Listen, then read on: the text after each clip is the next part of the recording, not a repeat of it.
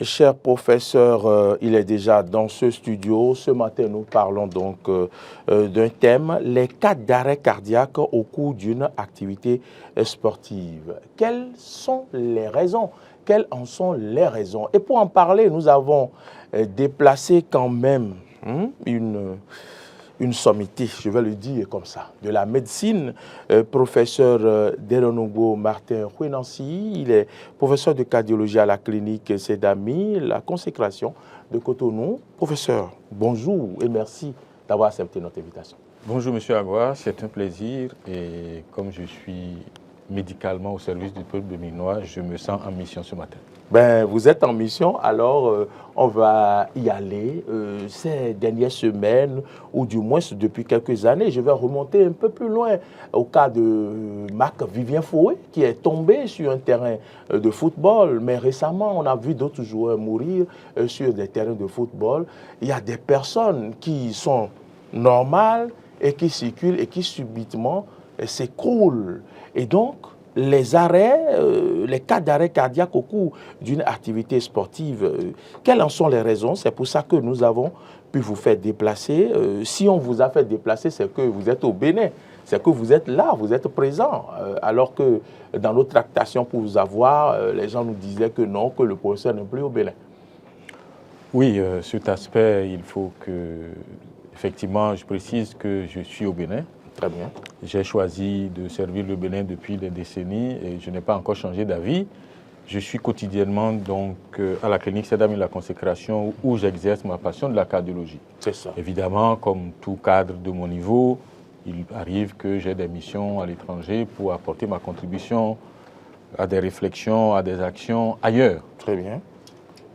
Donc, c'est cela, la précision. Voilà, je suis disponible pour mes patients béninois. Très bien. Alors, professeur, les cas d'arrêt cardiaque que nous observons au cours des activités sportives, il y a eu même au cours d'un test récemment où plusieurs sont décédés à temps appris. C'est quoi une activité sportive et quel lien avec ces arrêts cardiaques?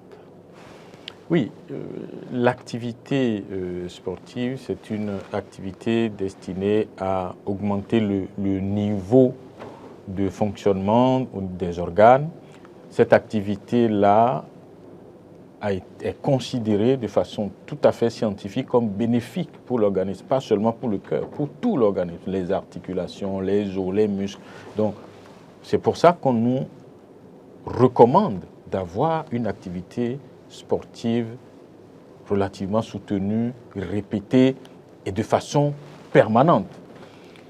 Parce que cette activité renforce l'efficacité des organes, en particulier du cœur. Et quand quelqu'un est bien entraîné dans ces choses-là, en général, il a une fréquence cardiaque qui est dans des normes qui ne correspondent pas à une forte probabilité de décès. Donc, l'activité physique, le sport, on peut l'appeler comme on veut, un certain niveau d'entraînement physique est nécessaire et est bénéfique. Donc, ce n'est pas parce que les gens, de temps en temps, en décèdent qu'il faut inverser le message. Le message, c'est qu'il faut continuer à pratiquer une activité physique soutenue, répétée, prolongée. Il faut continuer, il faut le faire. Il faut continuer. Maintenant, tout est dans la gestion de l'activité. Tout est dans la gestion, la préparation, la gestion de l'activité. Puisque vous avez parlé d'arrêt cardiaque, permettez qu'on parte sur des généralités sur l'arrêt cardiaque. Allons-y. L'arrêt cardiaque, c'est une interruption des contractions du cœur. Parce que c'est les battements du cœur qui font circuler le sang. D'accord. Donc, l'arrêt cardiaque, c'est l'interruption des battements du cœur. Ça veut dire qu'une fois que les battements se sont arrêtés, la fonction distributrice de sang nourricier s'arrête. Et tous les organes qui devaient recevoir les substances nécessaires au fonctionnement sont en péril de fonctionnement immédiat. Et leur existence est menacée. Concrètement, donc, au bout du circuit, l'arrêt cardiaque correspond au démarrage d'un processus de décès. D'accord. Fort heureusement, ce processus de décès peut être interrompu par l'action de l'homme. C'est pour ça que des émissions comme celle-ci sont très, très intéressantes. Donc, l'arrêt cardiaque, en général, c'est cela. L'important, c'est quoi? Ça peut être temporaire. Parfois, c'est une suspension courte. La personne concernée perd connaissance, mais comme les choses reviennent rapidement à la normale, elle se réveille et donc c'est un signe d'alerte. Il faut amener cette personne à l'hôpital, chez les cardiologues pour qu'on organise cela. Malheureusement, des fois, ce processus n'est pas spontanément résolutif. Et donc démarre réellement un processus de décès qui va être irréversible si l'action efficace de l'homme ne vient pas rétablir la circulation sanguine. C'est ça. Ça, c'est en général. Qui sont ceux qui peuvent être victimes d'arrêt cardiaque, professeur? Alors, pour vous répondre, je vais partir des études que nous avons faites au Bénin ici.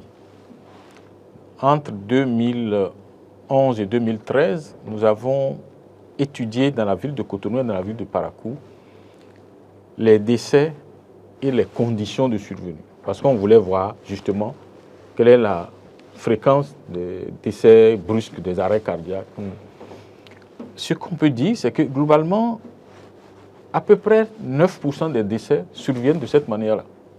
Cotonou, Parakou. À peu près, disons, si on veut résumer, un décès sur 10 survient de façon subite, brutale comme ça, par arrêt cardiaque. Mais qui était concerné? Quand on regarde, on a analysé les profils des personnes, c'est en général un homme, plus souvent un homme qu'une femme. 60% d'hommes à peu près, tout de 60% d'hommes. D'accord. C'est souvent quand même quelqu'un d'âge mûr, qui dépasse la quarantaine, peu avant 35 ans, beaucoup plus après 35 ans. La moyenne d'âge c'était 47 ans à peu près. D'accord. Mais le profil pathologique est important parce que, disons, les 2/3 des gens qui avaient eu des arrêts cardiaques brutaux comme ça avaient des anomalies médicales connues, pas toujours bien gérées. D'accord. Ou complètement méconnues. D'accord. En tête, il y avait le trio hypertension artérielle, Oui. tabac, tabagisme Oui. et diabète. Donc, il y a des anomalies qui peuvent prédisposer, qui sont fréquentes chez ces personnes-là. Il y a un autre message qui est intéressant, c'est que à peu près 1 cas sur 5 était une répétition de ce malheur-là dans la famille. Il y avait déjà eu quelqu'un dans la famille qui avait eu ça et on n'avait pas fait les enquêtes qu'il faut. Donc, ce sont des gens, plus souvent un homme, plus souvent quelqu'un d'âge mûr et plus souvent quelqu'un qui a des anomalies méconnues ou mal prises en charge. Et ce sont souvent des gens qui avaient des petits signes quand même. Des petits signes. Des petits signes. Qui avaient été négligés, des battements de cœur inappropriés, des douleurs dans la poitrine, tout ça. Donc, voilà un peu qui au Bénin, en tout cas, a souvent été victime d'arrêt cardiaque. Vous avez dit qu'il y a des familles où c'est déjà survenu et qu'on n'a pas fait des enquêtes. Je connais une famille où les gens ne meurent que d'arrêt cardiaque. Quelle enquête devrait-on faire? Il faut aller chez le cardiologue. Est-ce que c'est héréditaire peut-être, ce phénomène? Oui, il y a des maladies génétiques qui se traduisent par des formes de maladies cardiaques particulières que les cardiologues savent détecter. D'accord. Donc, pour parler de ça, quand il y a un décès brutal comme ça, on demande souvent de faire une enquête dans la famille, au moins les ascendants directs, les descendants directs.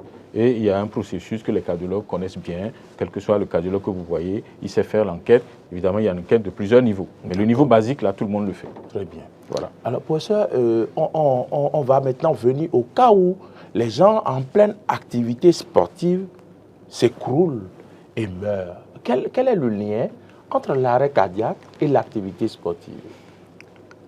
Ok, avant d'aborder ça directement, je vais situer son importance. D'accord. Quand on a regardé l'arrêt cardiaque en cours d'activité, les arrêts cardiaques brutaux et, disons, globalement, la mort subite, quand on les avait étudiés, en fait, 6% de ces arrêts-là se passaient pendant l'activité physique. Ah, d'accord. Se passaient pendant l'activité physique. Et je voulais signaler quelque chose que je n'avais pas encore signalé, c'est que quand on demande aux familles quelle est l'origine, il y a un gros problème parce que environ 13% seulement des gens considéraient que c'est une maladie naturelle. Donc, ils rentraient dans d'autres philosophies béninoises, d'autres considérations chimiques, spirituelles. Et ça, justement, ça nous amène dans le décor parce que, en général, ce n'est pas vrai. C'est une maladie qu'on peut dépister, qu'on peut traiter et on peut éviter le décès. D'accord. Donc, pour revenir à Ma question, la question de oui, le lien entre arrêt cardiaque et l'activité sportive. Pourquoi au cours d'une activité sportive, on va faire un arrêt cardiaque? Alors, ça ne survient pas vraiment au hasard. Donc, il faut qu'on comprenne bien. Premièrement, ça survient, comme on a vu là, dans nos études, que ça survient chez des gens qui ont une certaine prédisposition. Et qui l'ignorent. Et qui l'ignorent ou bien ne s'en sont pas occupés. D'accord. Cette prédisposition, des fois, elle est clinique, c'est-à-dire elle est détectable tout de suite par les examens. Des fois, elle ne l'est pas encore. Et donc, il y a une série de maladies qu'on connaît, dont la fréquence est un peu fonction de l'âge. Chez les gens d'un certain âge, de 45 ans, 50 ans et plus, c'est souvent ce qu'on appelle l'athérosclérose, c'est-à-dire l'encrassement de l'intérieur des artères qui va créer des difficultés de fonctionnement, principalement au niveau du cœur. Chez les gens plus jeunes, les personnes plus jeunes, on va avoir plutôt, par exemple, des maladies génétiques, les épaississements désordonnés du muscle cardiaque, par exemple, pour ne citer que cela. Et donc tout ça, c'est un terrain. Mais à côté du terrain, il y a deux autres choses. C'est quoi? Il y a les circonstances dans lesquelles va se passer l'activité physique. Ces circonstances-là, il faut vraiment faire attention à ça. Il y a, par exemple, les conditions de température et d'humidité. Et puis, il y a les conditions atmosphériques. La pollution atmosphérique peut faciliter la survenue de ces accidents-là chez des gens prédisposés. Le troisième volet, c'est les facteurs liés aux sportifs ou aux pratiquants d'activité physique. Premièrement, son niveau d'entraînement. Parce qu'on ne fait pas une performance. La performance ne se décide pas le jour de l'activité. D'accord. Ça se détermine avant, par l'entraînement, par un entraînement régulier, par une amélioration des performances. Et donc, quand cet entraînement n'est pas fait et qu'on veut forcer la performance, là, il y a des problèmes. Donc, conditions favorables, niveau d'entraînement insuffisant et besoin d'une performance non préparée. Par exemple, les jeunes qui vont, par exemple, à la marche ou à la course pour se faire sélectionner dans l'armée, dans la douane, etc. Oui. S'ils ne sont pas entraînés et que ce jour-là, ils forcent, ils mettent leur cœur à l'épreuve. Ils le mettent d'autant que s'ils ne se réhydratent pas, ils se déshydratent, ça crée des désordres qui vont perturber le cœur. S'ils prennent des substances particulières, boissons énergisantes, des drogues données, qui vont interférer avec le fonctionnement cardiaque. Donc, en fait, ça survient parce qu'il y a eu souvent une recherche inconsidérée de performance qui ne correspond pas au niveau d'entraînement, parce qu'il y a eu des maladresses en termes de consommation de substances, croyant que les gens consomment, croyant faciliter la performance. Et puis, si tout cela survient dans des conditions atmosphériques, de température et d'humidité défavorables, ça fait un cocktail qui peut faciliter la survenue de décès brutal par arrêt cardiaque. Et comment peut-on expliquer le fait que des gens ne savent pas s'ils sont capables de faire, par exemple, 8 km alors qu'ils ont couru il y a encore 2 ans, 3 ans, et puis ils se mettent sur ces pistes. Mais normalement, puisque vous l'évoquez, les cas où c'est l'armée qui recrute, par exemple, on demande des certificats aux gens. On doit montrer que la personne est apte. Oui, alors, il faut bien comprendre la mission qui est assignée aux médecins qui examinent ces personnes. On leur demande de dire à l'état de repos si ces personnes-là ont des anomalies qui peuvent faire craindre les difficultés à l'effort. À l'état de repos. Puisque les médecins les voient. On peut le savoir? Oui. Ceux qui ont les maladies dont j'ai parlé, les médecins peuvent les détecter. Mais quel est le niveau de cri? Les médecins, en premier, ils examinent les malades avec leurs mains, avec leur stéto, le tensiomètre, examen de base. Oui. Il y a un certain nombre de choses que ça peut dépister. Mais sans outils supplémentaires, il y a beaucoup de choses qu'elle ne peut pas dépister. Et les examens de repos peuvent dépister un certain nombre de choses. Par exemple, vous faites un électrocardiogramme de repos, ça peut dépister un certain nombre d'anomalies, mais peut ne pas en détecter d'autres qui ne surviennent par exemple qu'à l'effort.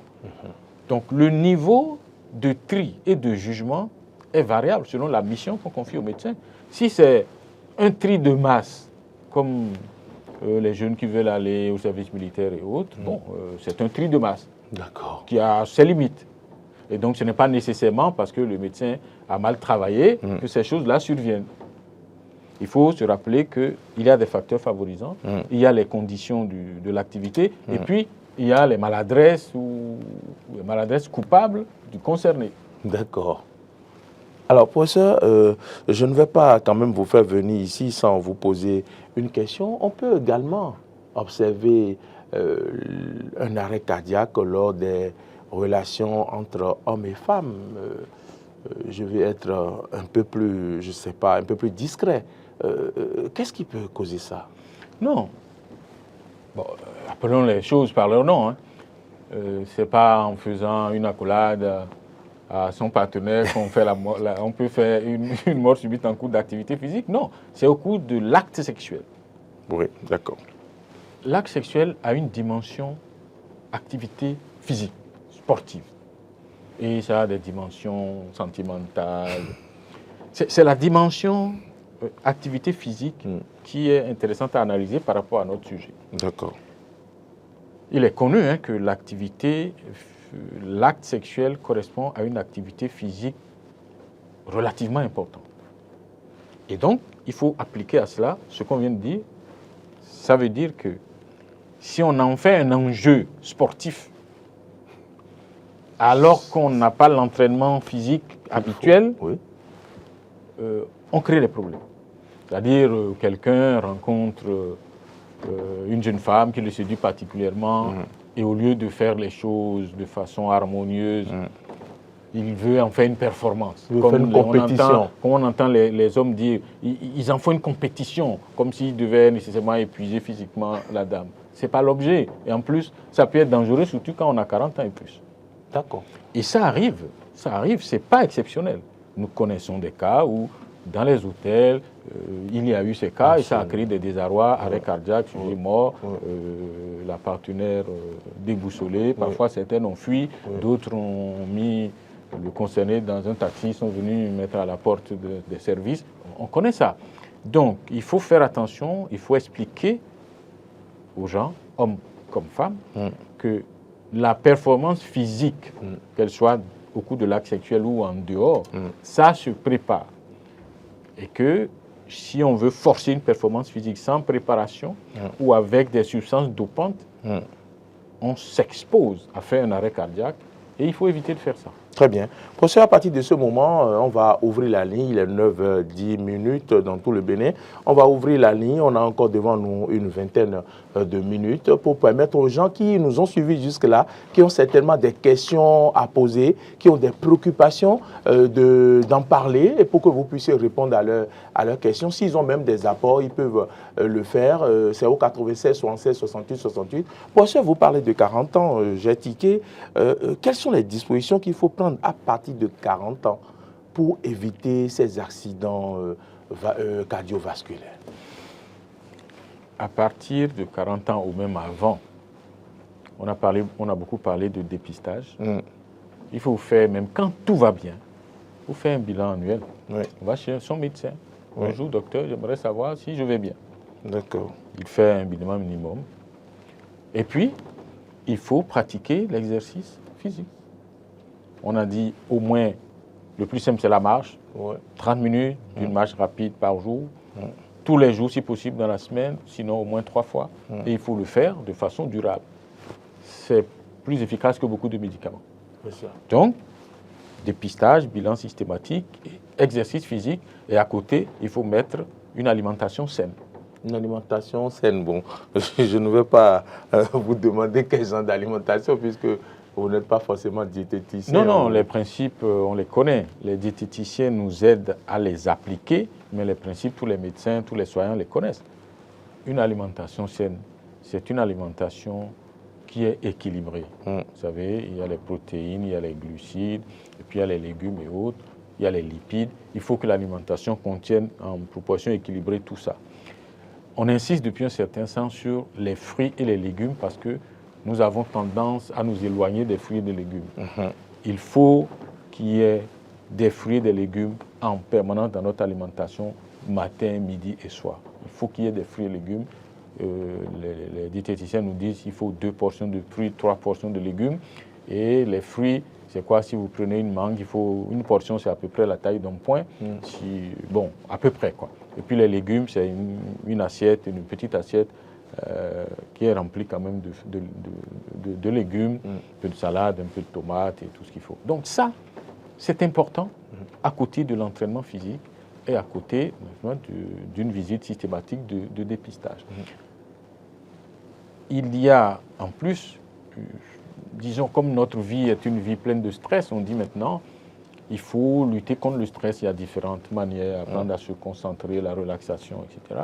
Et puis nous, on dit, en fait, vivre en harmonie avec son environnement est déjà un élément important de lutte contre le stress. Parce que si vous êtes dans un environnement où vous vous attaquez tout le temps, vous vous stressez et donc vous vous rendez malade. Donc voilà à peu près ce que je pense qui est utile à partir de 40 ans ou même avant. Je rappelle que vous pouvez nous appeler au 96 76 68 68. C'est sûr que Alain Alou s'affaire de l'autre côté pour pouvoir recevoir les appels. On va checker pour voir est-ce que tout va bien au niveau de la ligne téléphonique. Et puis, on va donc poursuivre ce débat avec le professeur Martin Renancy d'Edonougo. Si vous ne le connaissez pas, il est professeur de cardiologie. Il travaille dans sa clinique à Cotonou et il est venu ce matin nous parler donc des cas d'arrêt au cours d'une activité sportive, quelles en sont les raisons. Et je pense que si vous nous avez suivis jusque-là, vous pouvez nous appeler au 96 76 68 68 pour poser vos préoccupations. Professeur, vous disiez qu'il faut donc faire un dépistage systématique.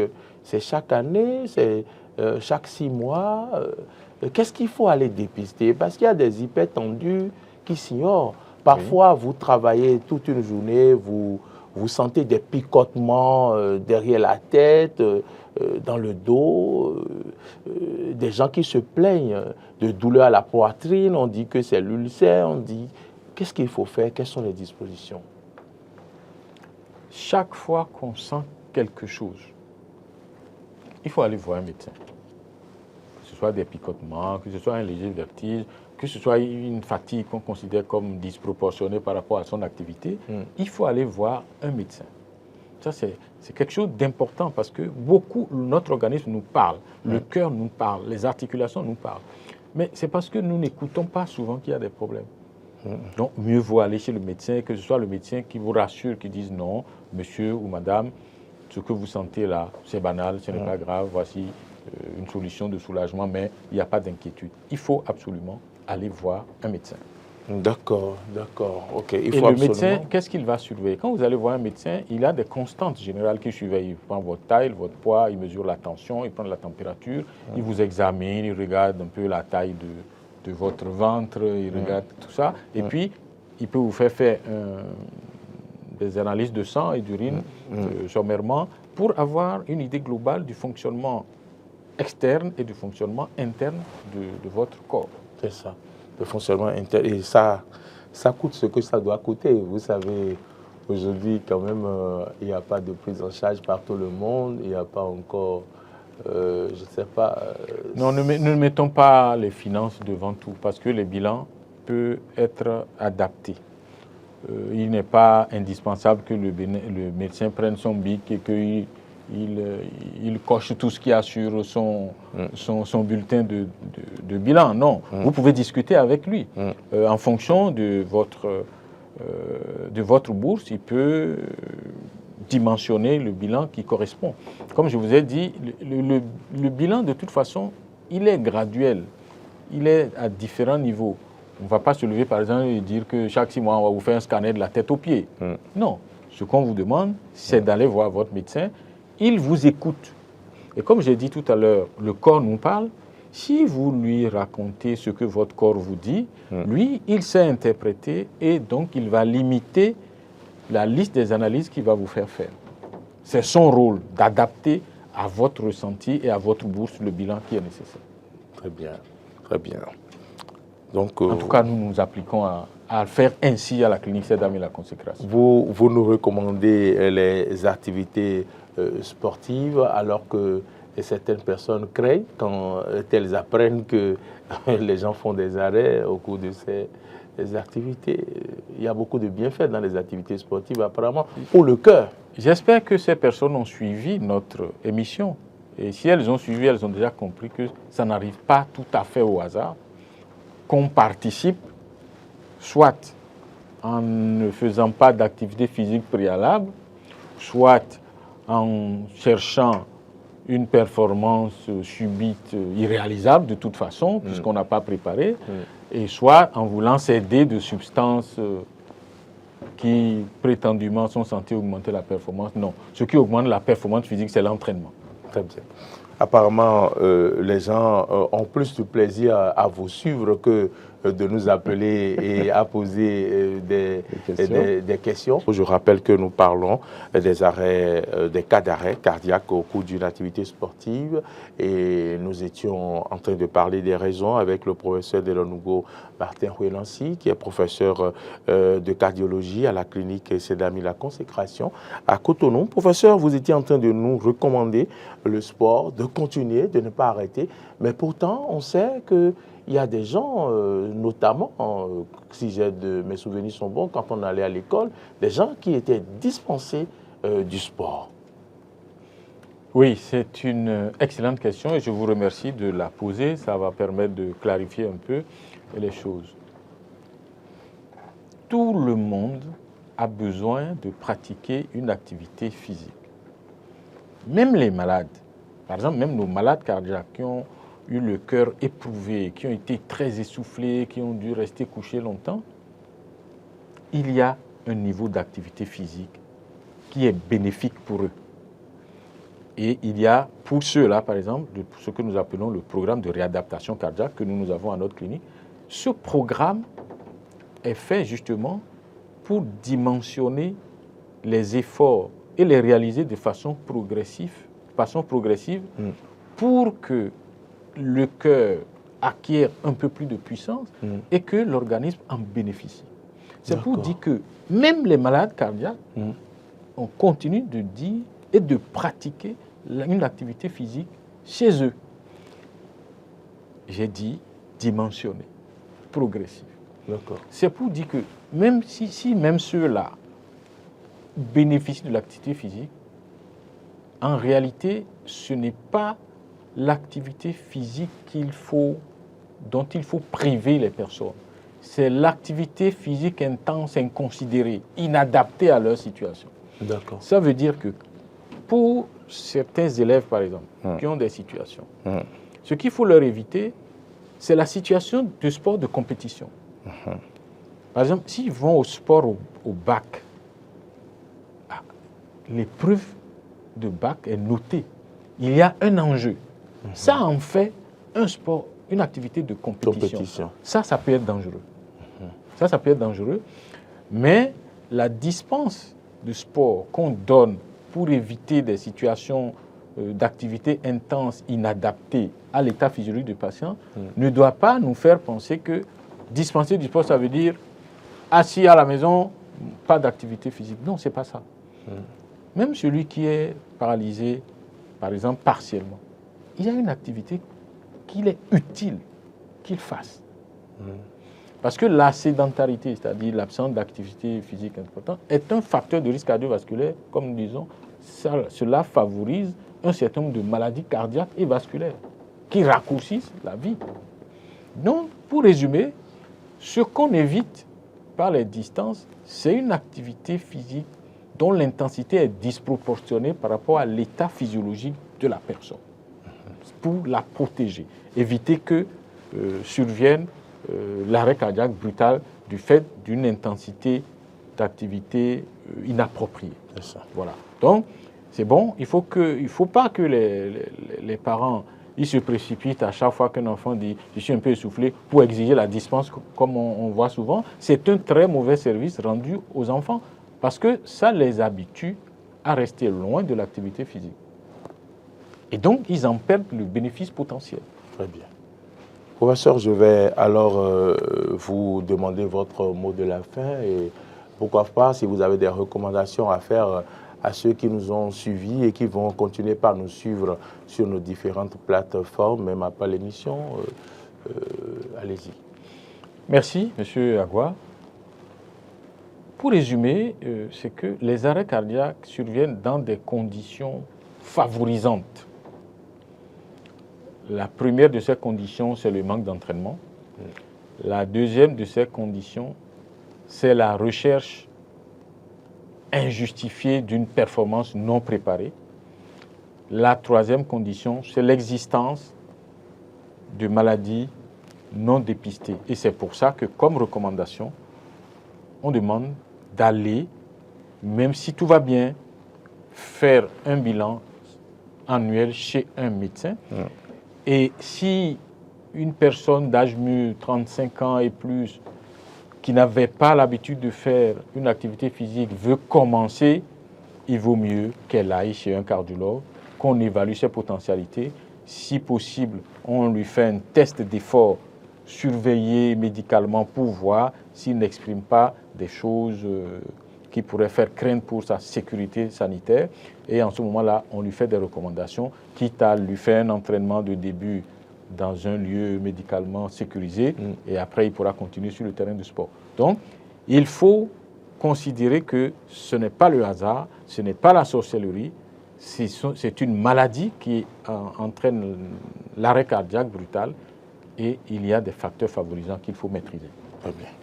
Merci, professeur. Merci d'être venu pour nous éclairer par rapport à ce sujet sur les cas d'arrêt cardiaque au cours d'une activité sportive.